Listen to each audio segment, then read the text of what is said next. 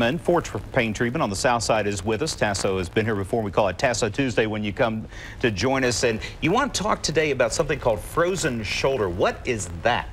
Well, it's when the shoulder doesn't move very well. Sometimes some people can't raise it. Some people can bring it back to put it behind them, and some people can't bring it forward. It's sort of locked-like. And it's usually preceded with lots of pain, and finally the pain gets so badly that it finally tends to not lock completely, but it doesn't have the movement that it usually does. Now, is this created by the shoulder joint, or is this a muscle thing? You can have a joint problem, and that's why people having, the doctor will say, we can see bone on bone because you're so old. Right. Or you've ripped your rotator cuff. And that's those two reasons for making a joint. Now, you said because you're so old, but this also can affect younger people as well. Yes, a 9-year-old can have a frozen shoulder. Really? Right, that's right. So on your model here, give me an idea of what we're talking about. Well, there's 4 muscles called the rotator cuff. Now, everybody talks about a rotator cuff, and very few people know what it is. Right. This is this bone, that's the upper arm bone, attaching to the scapula or the shoulder blade. And they're hooked right here. And this is the rotator, right in there. And it's attached and held in place by 4 muscles. The hip joint is like a large ball and claw, but this is like a shelf, and that's why it's so easy to dislocate a shoulder. People say, my shoulder's dislocated, because these 4 muscles hold the shoulder in place at different angles, and the muscles are called sits. Okay. Those are the initials. Supraspinatus, I'll let you hold that. All right. And that comes from one direction. Subscapularis, another muscle. There's not going to be a quiz after No quiz.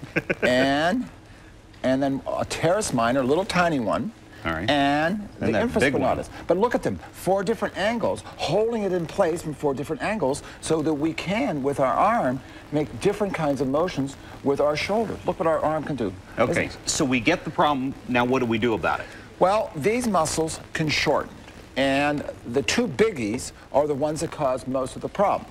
Okay. So the infraspinatus muscle right here, that's a muscle that's on the back of the shoulder blade. Right. That muscle can cause a pain that goes down into the bicep. And if it goes into the bicep and you go to the hospital, and you have a pain right there, that's where they're going to look at you, right there. But it's not coming from there. It's coming from back in your shoulder. All right. So we're going to do an exercise for that. Show me the pain. exercise. Here's the exercise. You put the hands behind your back, and let's say yours is the right one that's bad. Okay. Your left hand, and I'll turn around so they can see me.